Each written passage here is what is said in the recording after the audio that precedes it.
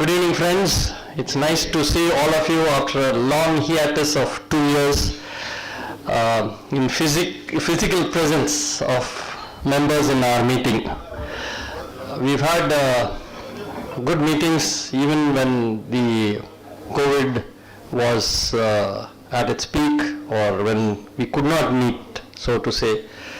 But we thought now we must have a good meeting with things falling into place, and that's why when I met Dr.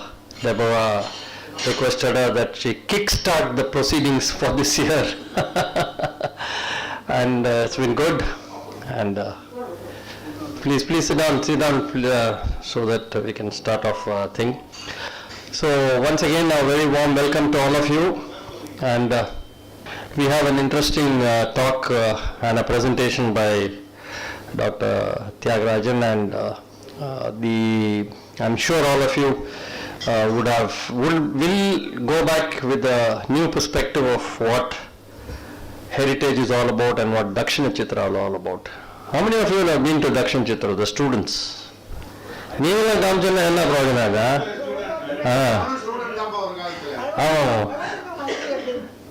many have been? She wants to know. Now you can raise your hand. No, this side, see, this side is the youngsters are not seen.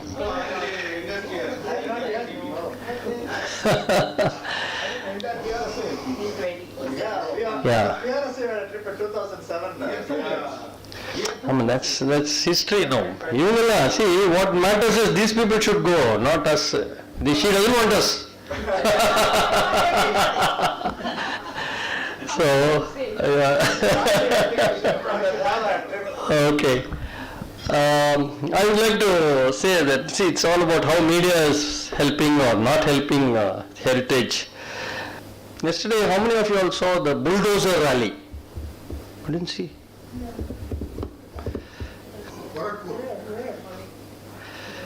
In Gorakhpur, which is the Chief Minister Yogi's said, first time in the world, nowhere, that the commentators and in the TV and all were saying that there were so many rallies they have seen, this rally, that rally, religious rally, a rally for hunger and so many other things, but not with bulldozers. There were a string of bulldozers. They're saying how they got this, from where they got all these bulldozers.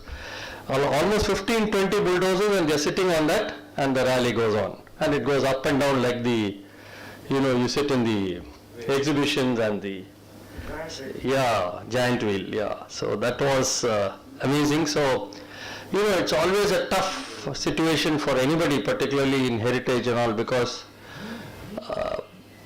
somehow newspapers across the world, it's not here alone, the political framework takes much of the space. It's not that they are not interested, but I think that's what makes the paper sell, so they are there.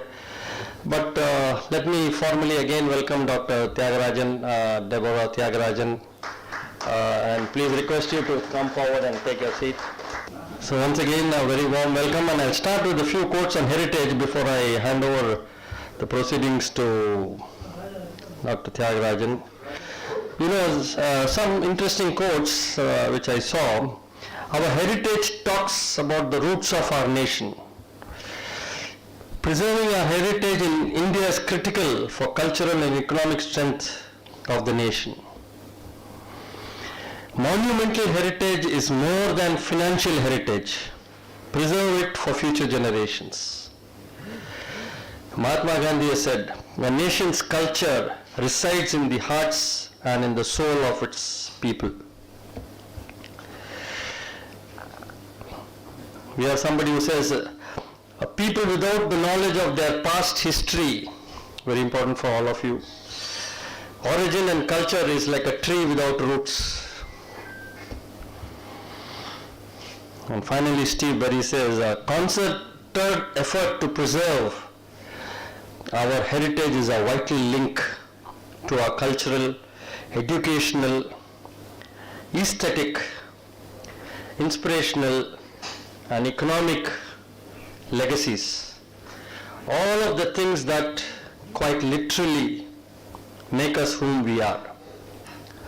So with these few words of introduction and while thanking the entire team of the Executive Committee of PRSI for putting this show together, which you will hear more from our secretary when he speaks. And now I hand over to Ramesh to take over and conduct the show, please.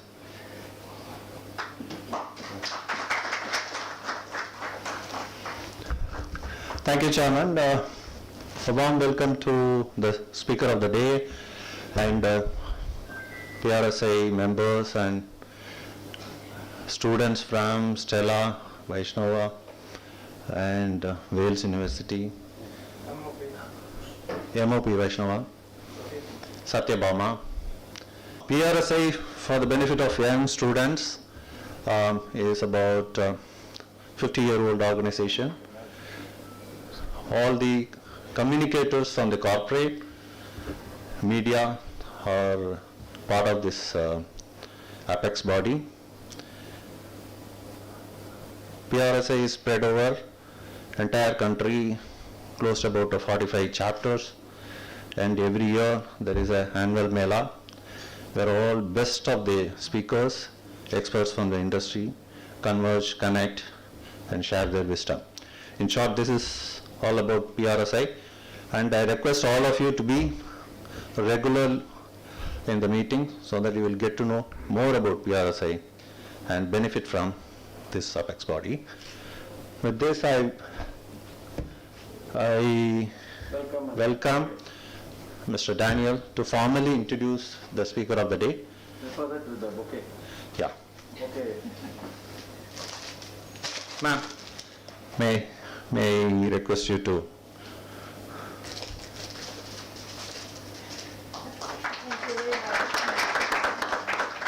Mr. Daniel.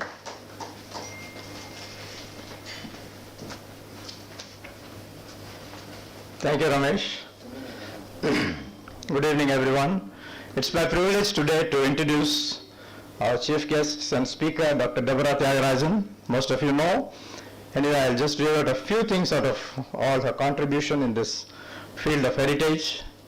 And one thing I was just impressed was about the sort of academic qualification she has. I just also inquired how only you have done so much in this time. Well, I start with her position with Madras. She is the founder president of Madras Craft Foundation, honorary director, DakshinaChitra Heritage Museum, also past director of DakshinaChitra Heritage Museum, which is an NGO effort to preserve, promote and showcase everyday arts, architecture and folk performing arts of South India from the 19th century to the present day. She was the convener and founder of the Tamil Nadu State Chapter for the Indian National Trust for Art and Cultural Heritage, which most of you know it as INTAC. In fact, she has been the convener and founder and also in charge for a period of 14 years from 1984 to 1998. Deborah has a rich academic background. She holds an MA from the University of Pittsburgh on International and Development Education, MA, University of Pennsylvania on South Asian Regional Studies specific to art history, PhD from the University of Madras, Department of Ancient Indian History and Culture. It's not over, still you have to wait. 1 year internship at University of Pennsylvania Museum of Archaeology and a few short-term courses on museum course at Smithsonian, Washington, Getty Foundation Leadership Program for Senior Museum Personnel, Japan Foundation Program, which is a 2-week seminar in Japan and various community museums for examining representations of genders and minorities. She has also attended the IPAM exchange program with Peabody Essex Museum, Massachusetts. Well, a few of her awards, what she has received, I would like to mention. Pride of Chennai in 2016, awarded by Rotary Club. India Today Women Achiever Award 2015. Champion of Chennai 2014, Ritz Magazine Award 2014, Lifetime Achievement Award from the Rotary Club in 2012, and Vocational Achievement Award also from Rotary Club. Also, she has received the award from Bharata Vidya Bhavan. With these few words, may I request our speaker to take on the floor. Thank you.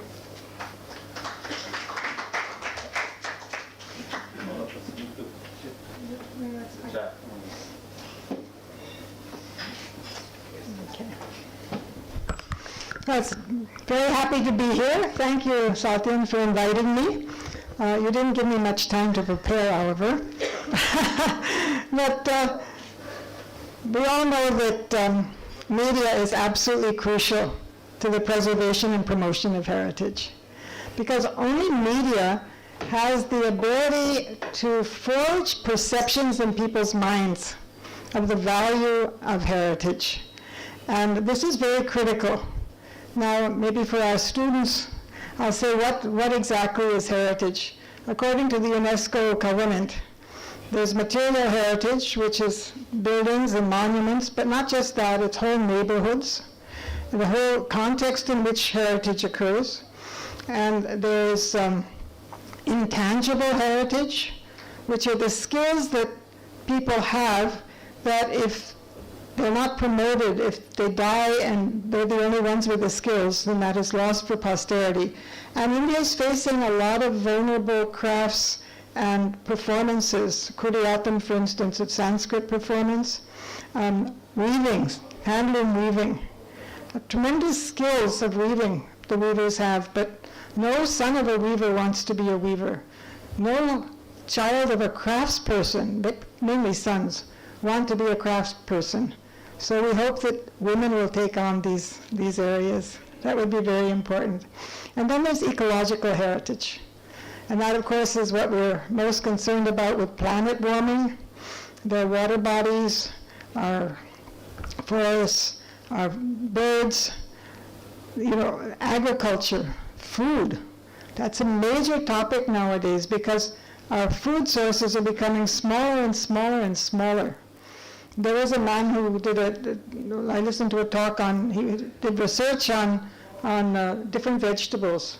And Tamil Nadu had 77 varieties of vegetables. You go to the vegetable market, you won't find more than 12 different vegetables, and they're primarily Western-oriented vegetables. And of course, rice varieties, from the hundreds of rice varieties, it's down to 3 varieties. So our heritage needs to be protected in just many, many ways. Now, you all know about Kiladi, right? Have you heard of Kiladi? Yes. Yeah, the architectural site. That's gotten huge media projection. And why? About our heritage, it was about our roots. About the roots in your heritage. It's very politically oriented because Tamil Nadu thinks it's our retort to Lothar and the Harappan civilization up north, showing that Tamil Nadu has an equally ancient and refined culture. So it's very politically oriented in that sense. And a lot of heritage just doesn't get any mention in the media. There was a wonderful early 1st century BCE Buddhist site that was uncovered near Gulbarga just about 8 years ago. Not a word of media anywhere. And why? The Deccan, everybody has heard of Hampi, right? Hampi. Yeah. So the Hampi, the whole Hampi was devastated by the Muslim sultans of the Deccan. That was in the Battle of Talikota in 1565. So all the northern part of the Deccan is primarily Muslim monuments. And not only media has neglected it, but also the government there. When I first went there, I had to drive from Gulbarga to Bijapur. There were no tarred roads. Now they've got beautiful roads. A few years ago, the Metropolitan Art Museum in New York conducted 2 wonderful exhibitions on the beautiful artifacts and cultures of the Deccan. That got world publicity, And after that, we're talking about media, after that, Karnataka stepped up. They're putting a airport in Gulbarga. I said, they've done all the roads.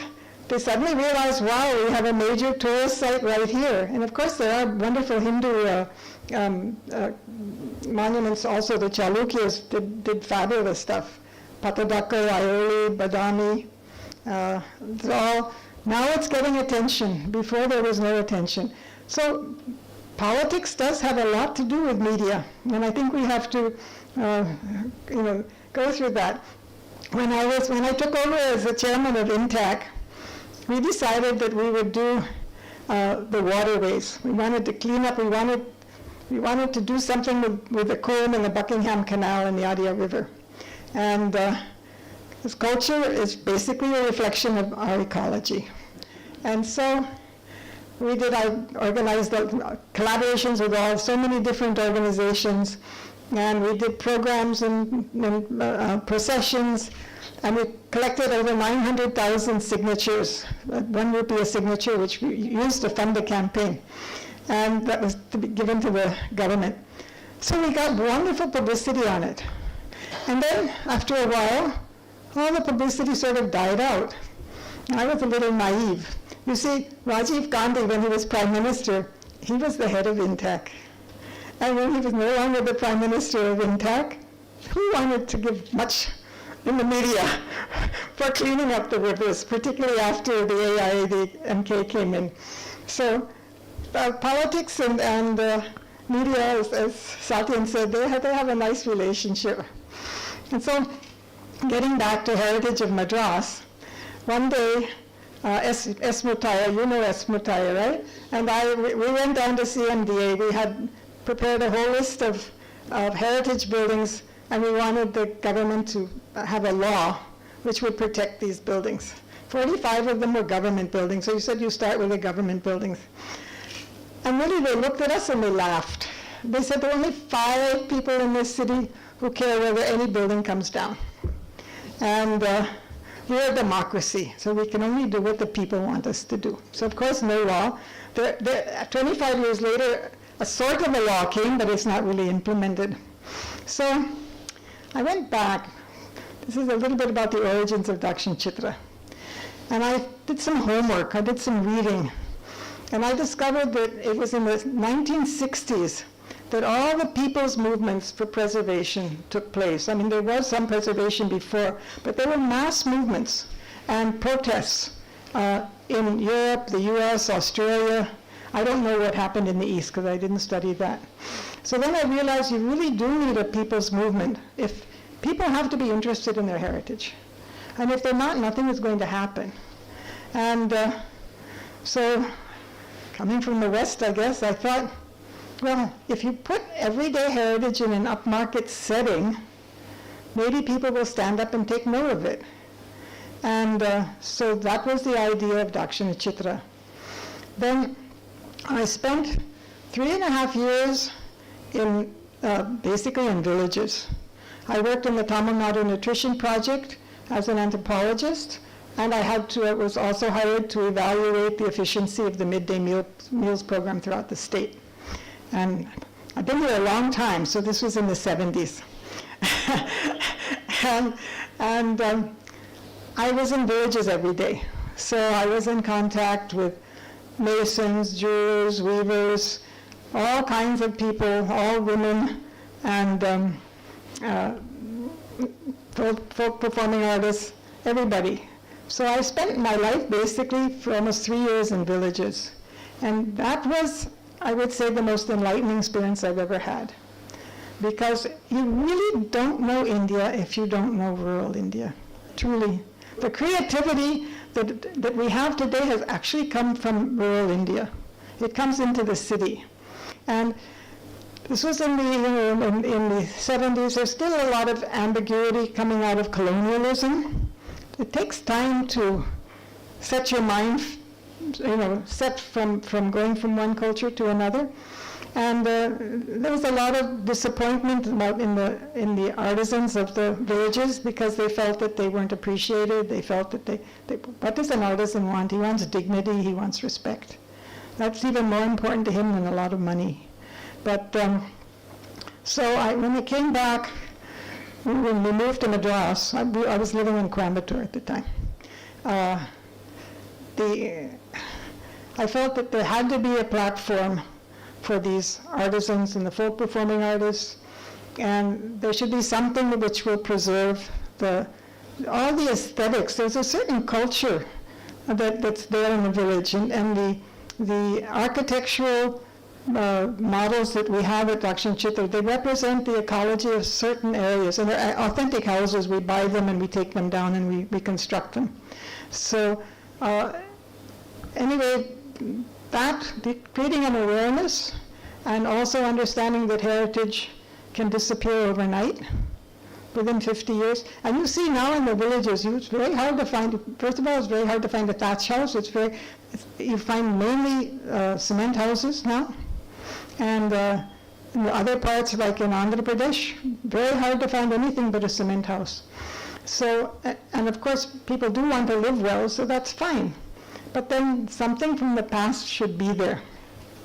So anyway, in 1984, I founded the society, the Madras Craft Foundation, and we didn't have any money, we didn't have any land, and we didn't have any collections. So a rather audacious idea to start a museum.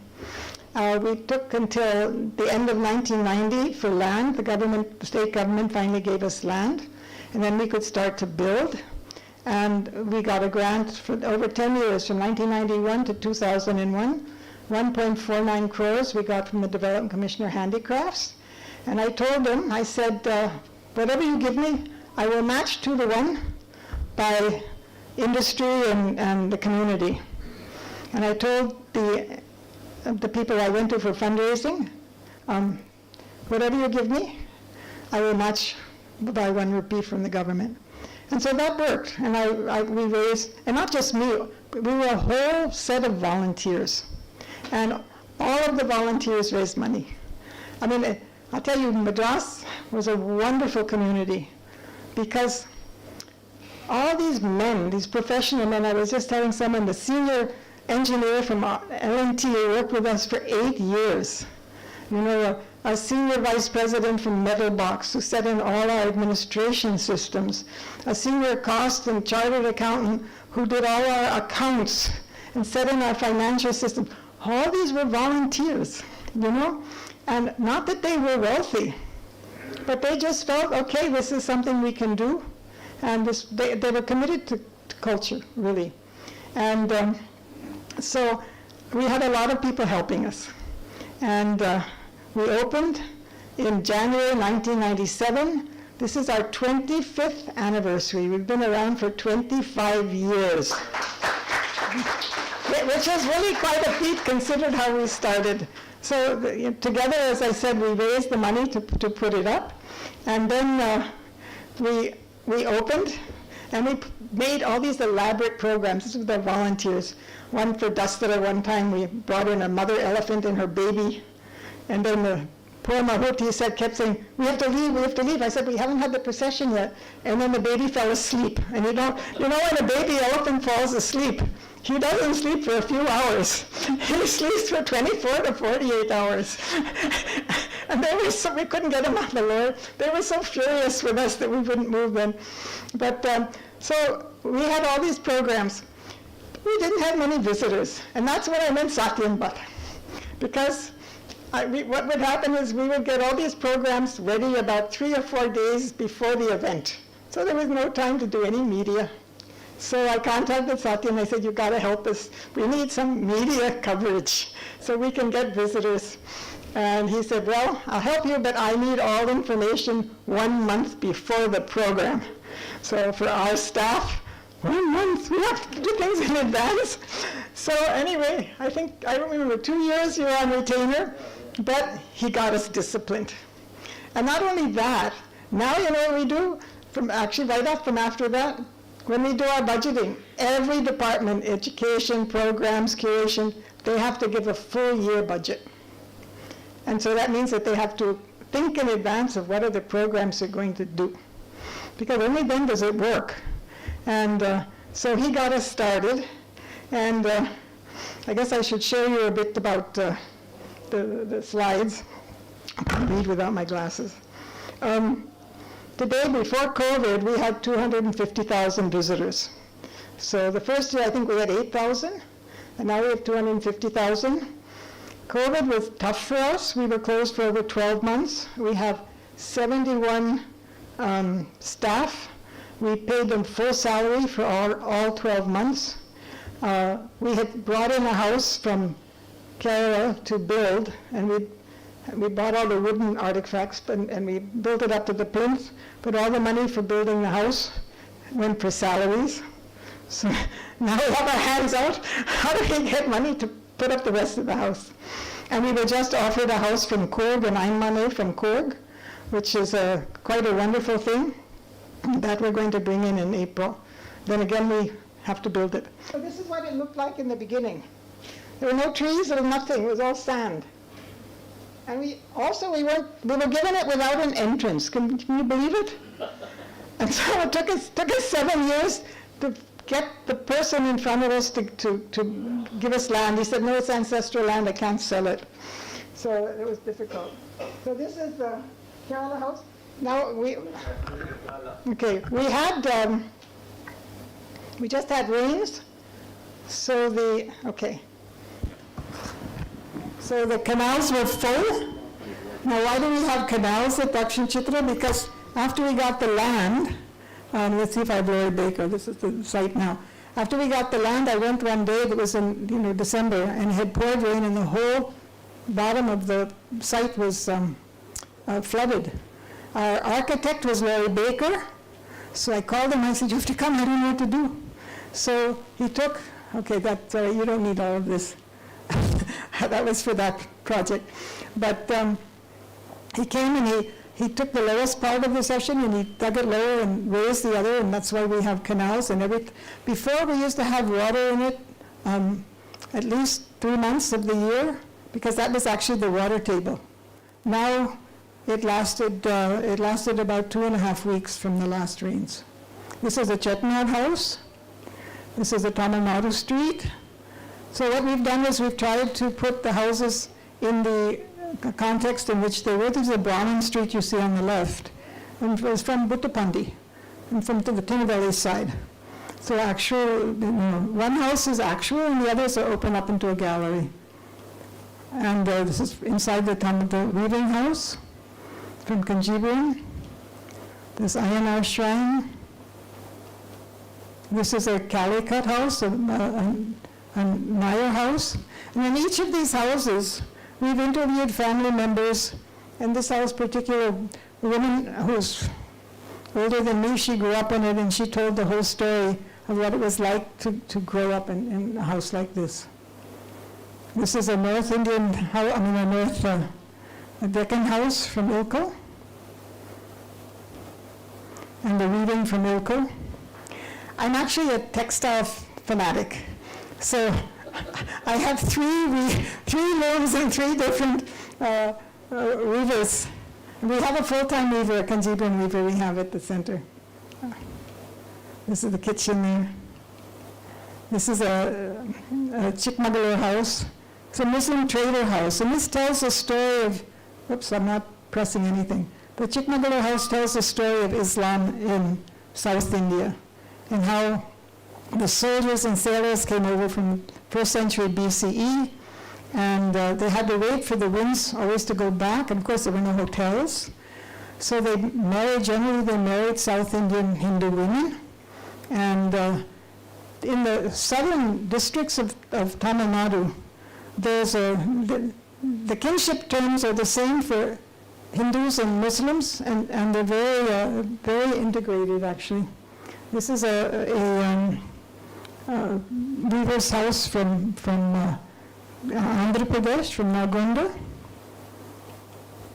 And this is the coastal area houses that they have there. And we have a craft bazaar. We have 20 craftspeople. This is from our reception center. And anyway, I might as well read this.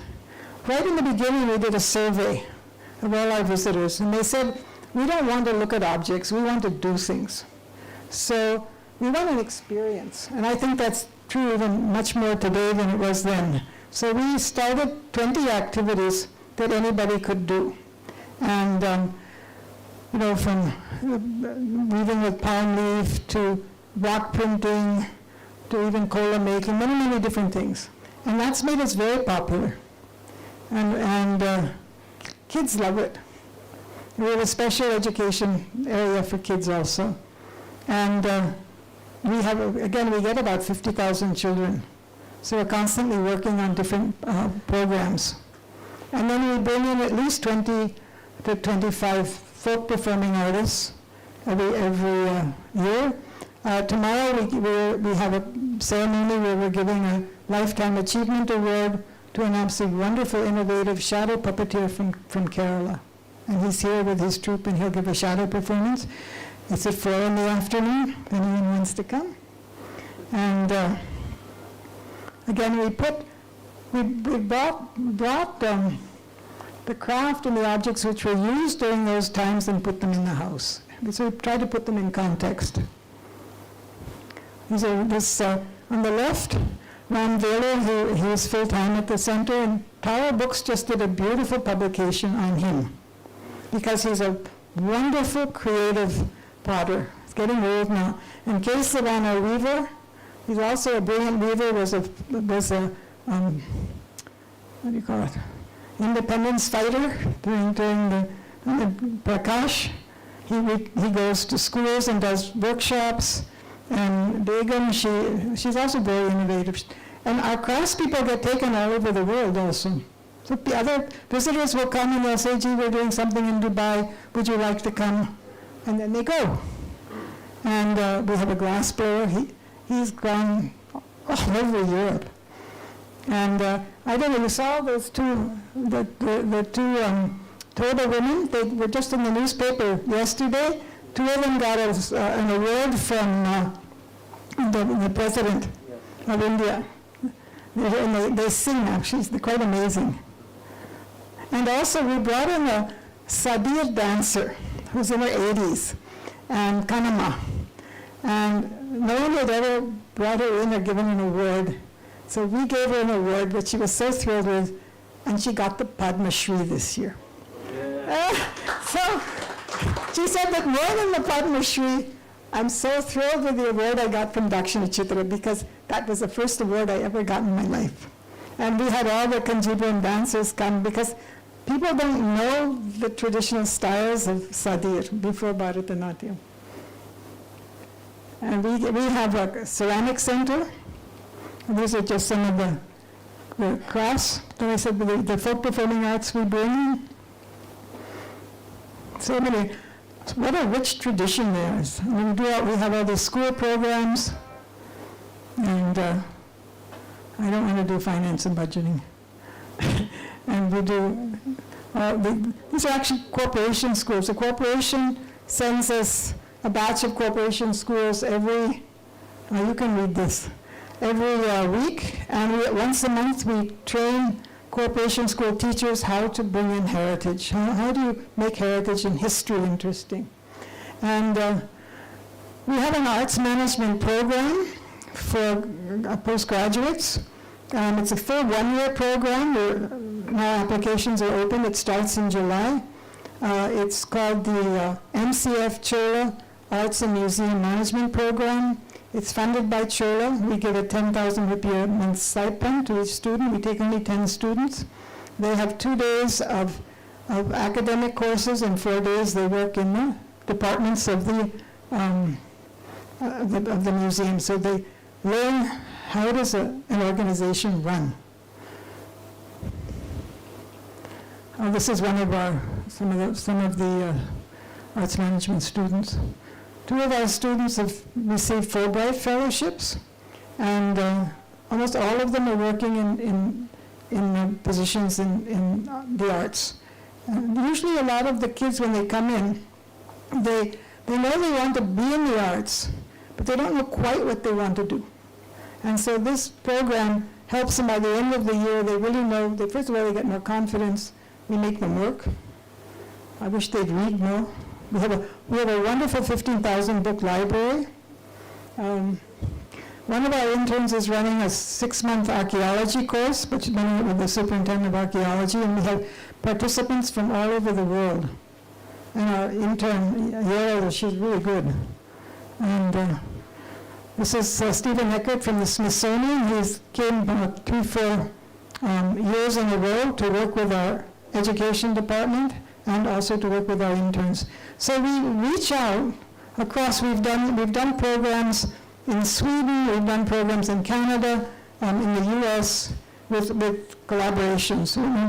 We seek collaborations. I think an organization like ours, the more collaborations we have, whether they're local, whether they're foreign, whatever they are, it enriches all of us. Is that it? Yeah, okay. So,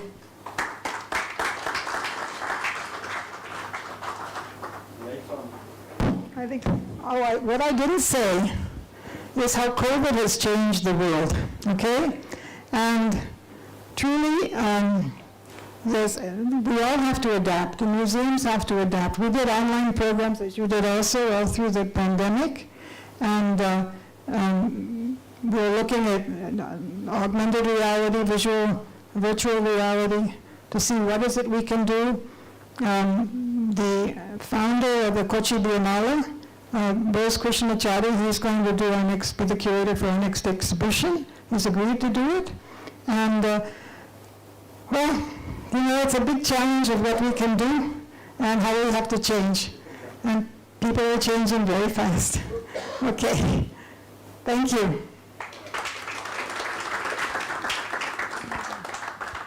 Thank you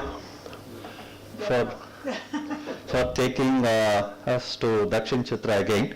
I must have gone to the place at least 25 times. That's wonderful. Every year, I was part of LNT a few years back, and every year summer camp used to be there.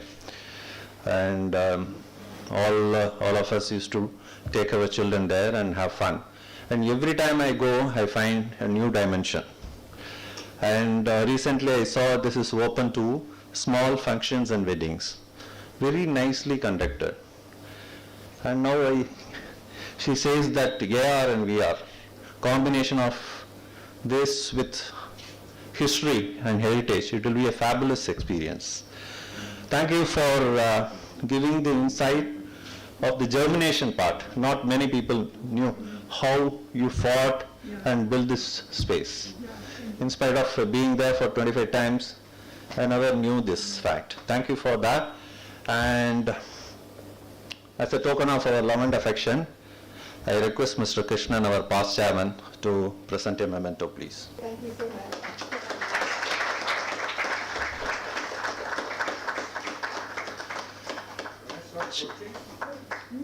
Questions? Yeah, she can take questions and... Okay.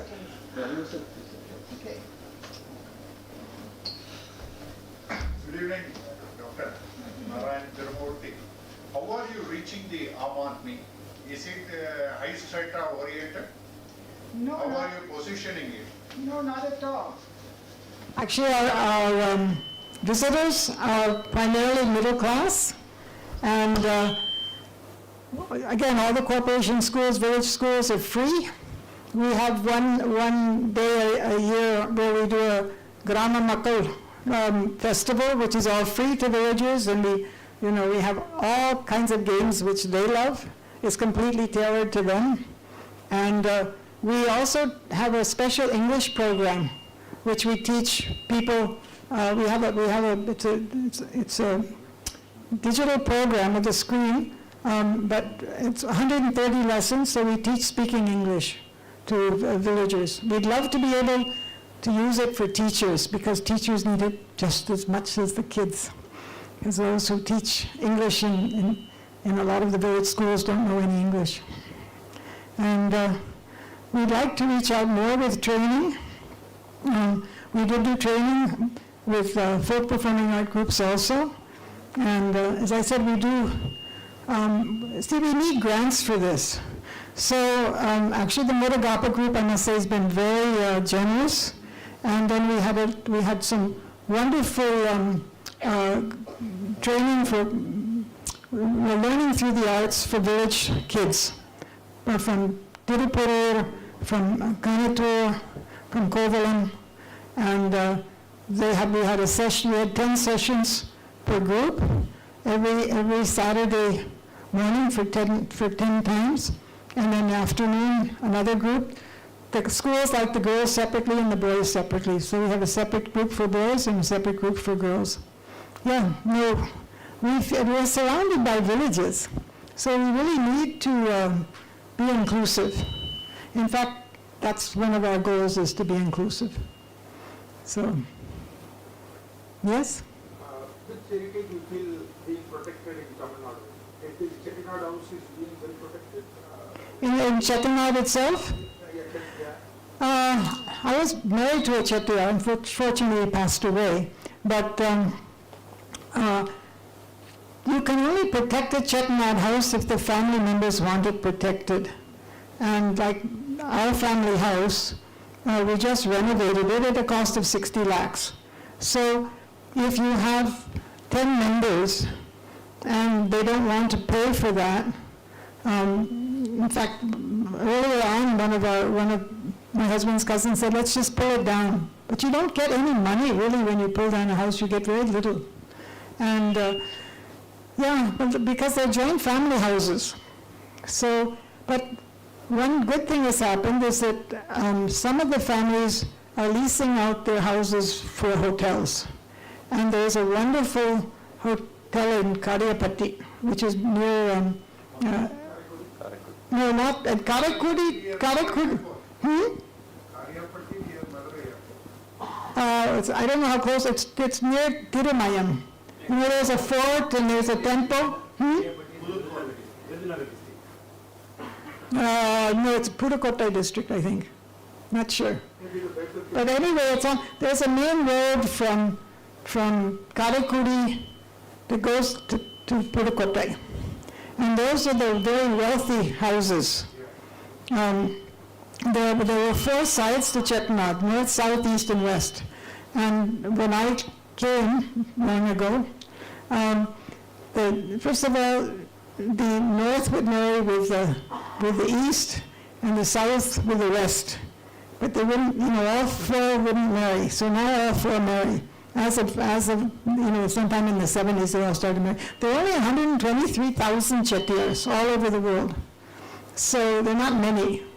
So they make a lot of galata for being so few. But yeah, that's why with houses it's very difficult. But houses which would have come down, now that they see, okay, we can make money from it and still keep it, there must be at least 6 or 7 hotels now in Chettinad. So, but a lot of houses will still come down. Very sad. So Satya, your findings for this visibility and communication strategy for heritage, which you can share with the students? Why am I here? Let me tell you why I'm here tonight. Because I contacted Satyan. Okay, he helped us once when we had no media coverage. I said, okay, from COVID and the pandemic and, we need to reach out now. We have 250,000 visitors early. We have to bring them back, and we have to get up to 350,000. Because we have to be able to increase our salaries. We have to be able to put in infrastructure. And we have been self-sustaining. I think we're the only self-sustaining museum in India. Maybe the CSMVS in Bombay is also because they can just go to Citibank and they give them 3 crores. They go to this bank and they get another. I'm very jealous of them. Because Madras is not like that. But, it's, so anyway, Satyan's job now is to help me increase my visitorship by looking at niche communities, and he has to tell you what strategy he's going to use. I'm putting him on the line. He said something, in fact he suggested to me, I'm running a YouTube. Yeah. He said to have an interview. I said I will be going to DakshinaChitra and and they have to do the thing. He already entered me. That's very good. Actually, someone wants to interview me tomorrow, but I had a very fortuitous meeting a few weeks ago. I was at DakshinaChitra and ran into this man. Now, he happened to be the director Asia Pacific of YouTube and Google, Ajay Vijayasagar. And he said, I just love DakshinaChitra. I won't come to he's based out of Singapore now. He was the head of Sun TV, and he was the president of, another big TV program in Star TV. No, Star TV for 16 years. So he said, I'll help you in any way. But he said, what is trending now is the vernacular. He said, you do video, voice, vernacular. And I don't know if any of you have watched this. There's a program that takes place in Madurai. And they're farmers, a couple of farmers, and then some local chef. And they have harvested their vegetables and grains, and they're cooking it right there, and they're doing a phone actually view. And I watched one episode. I thought it was nice. And it's in Tamil. They get 6 million followers. 6 million. And as Ajay told me, he said there are only 66 million Tamil-speaking people in the world. And we have 6 million following them. And so food, the vernacular, I think everybody wants to, they want to be down to earth. I think they want to know that life is normal somewhere. I don't know. So we're doing he told us, Ajay said, look, you've got so many stories and layers of stories in DakshinaChitra. So you start uncovering those stories and you start videoing them. And he said, I'll help you promote them. I just wanted to add one point for his question. Satyan is taking classes, guest lectures in all the Colleges. So he will be directly communicating all this strategy to them. So Any other question?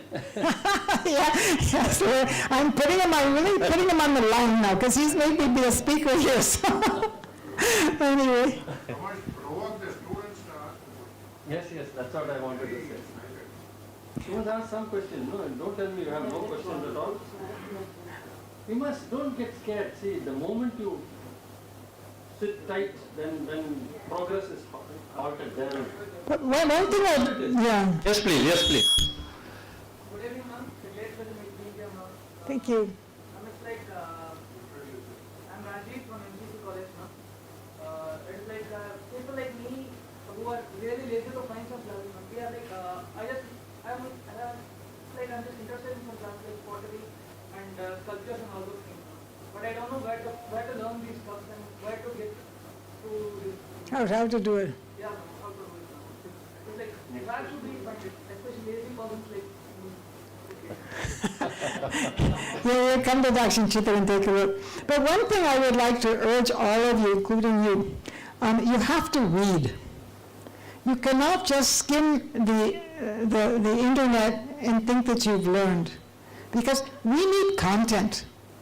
You know, you have to be able to write good content. You have to be able to know good content, and I get very distressed when I see that people think, if I do this, it's fine. It's not fine.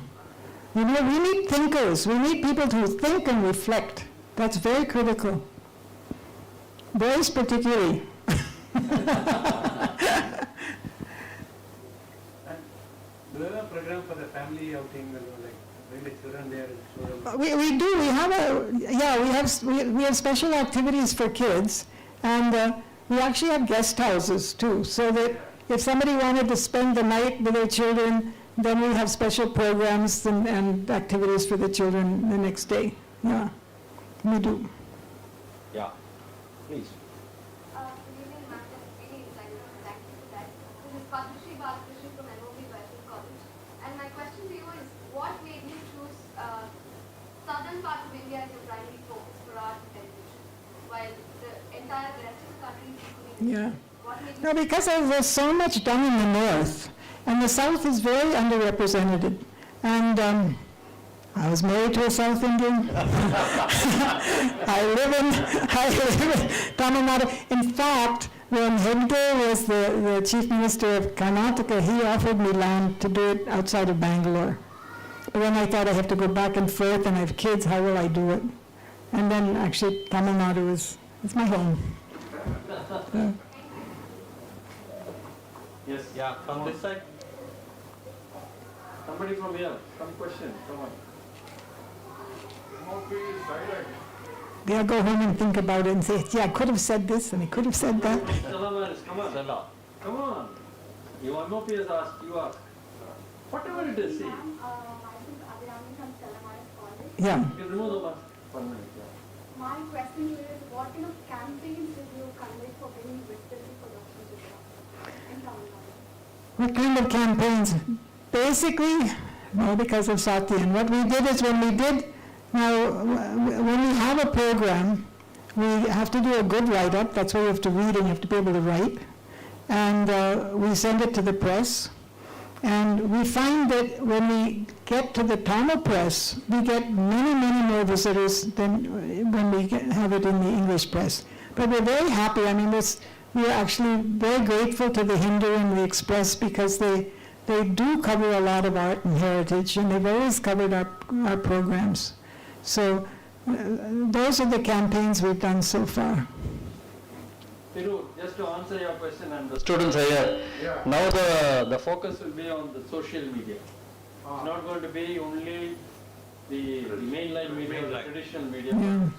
more on social media. So what we have a site on Instagram, so you should go on Instagram to find our programs, and on Facebook, and we put our programs on YouTube.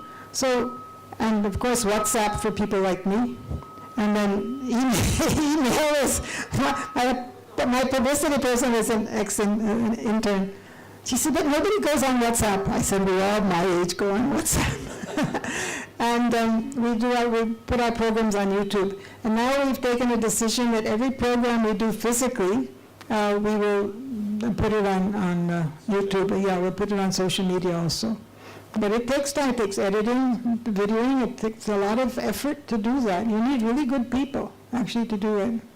So social media is the key. What to do. So before I request Secretary for his announcements, I must say that tomorrow is a very important day in the annals of PRSI Chennai, because we are getting a national award, in fact 3 awards, for the best programs, then for the best TV commercial. Where's Ramesh? Ramesh, he is Not a TV commercial, a documentary film on export division of Indian Railways. Okay. Documentary film. Oh, wonderful. So congratulations. And then we have, since finance is very important, we have our treasurer get the best treasurer award, which is now become his, it's become his, you know. So yeah, so there's nobody there, and that's one. And then I wanted to also thank our past chairman Krishnan, because of him this YouTube is on, so you can also download it or use it wherever. All of you all can, it's there. Okay, great.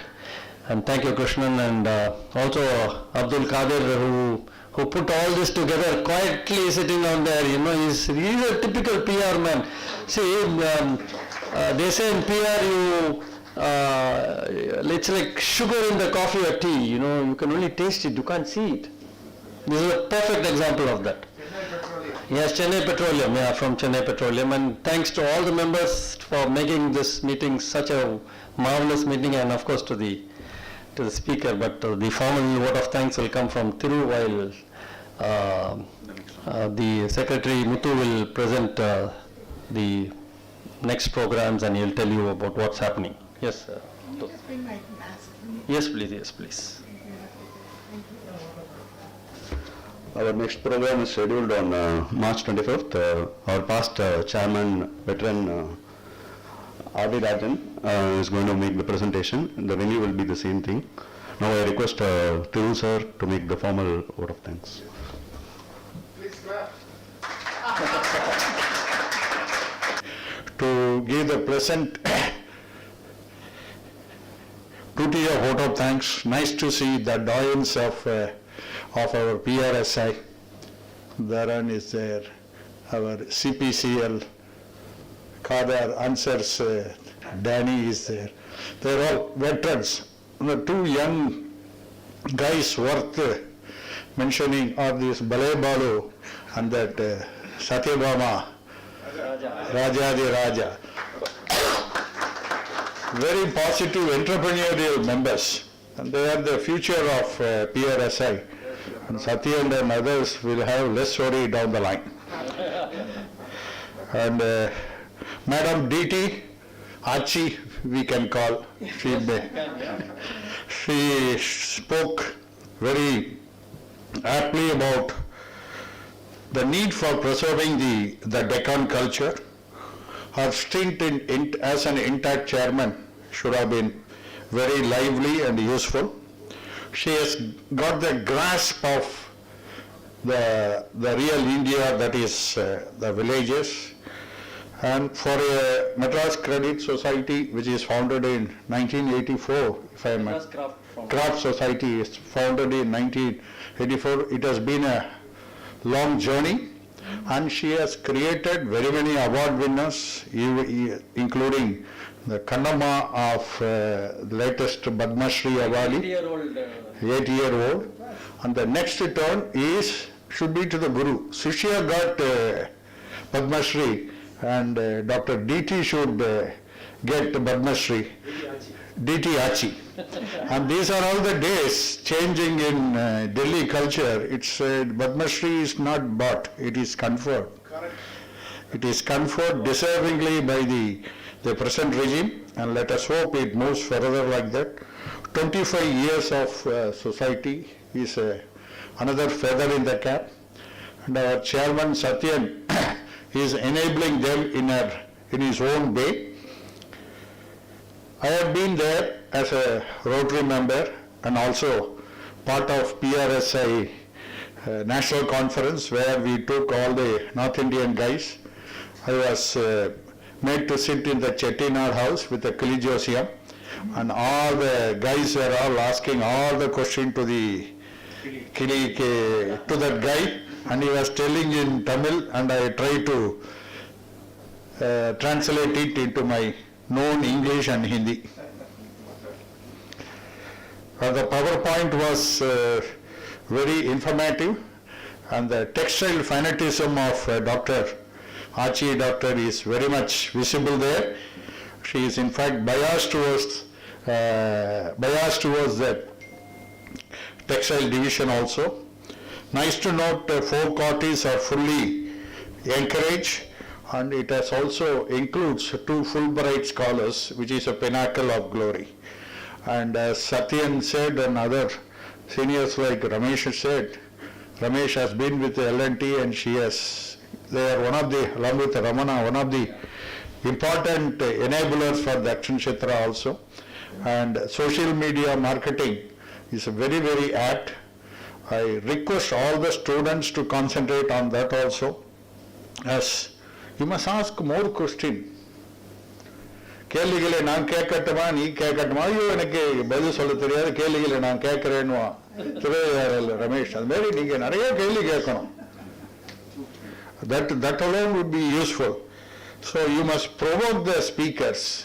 That's the way you will get the better answer and your visibility also.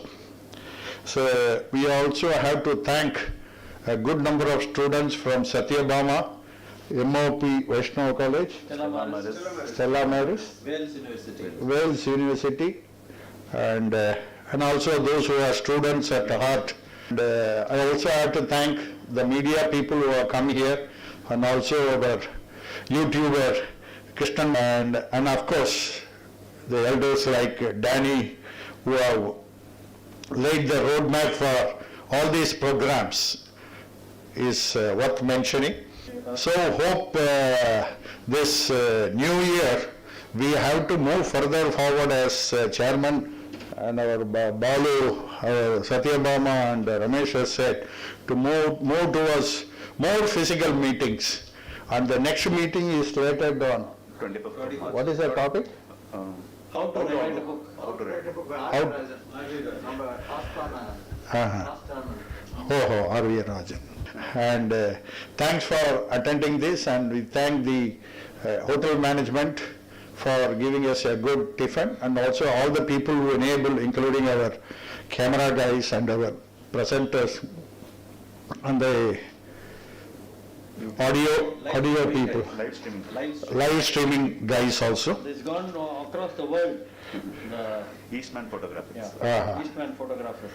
Eastman photographers. We have heard of Eastman cloths in Tirupur, now Eastman photographers are also there. Eastman films in Eastman films. Guys, thank you so much, hope you must have enjoyed it. And 3 cheers to DakshinaChitra Heritage.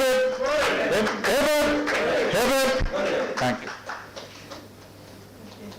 Meeting is hereby closed, and look forward to seeing you again on 25th. If any of you all want to take a photograph with her for memories, please go ahead.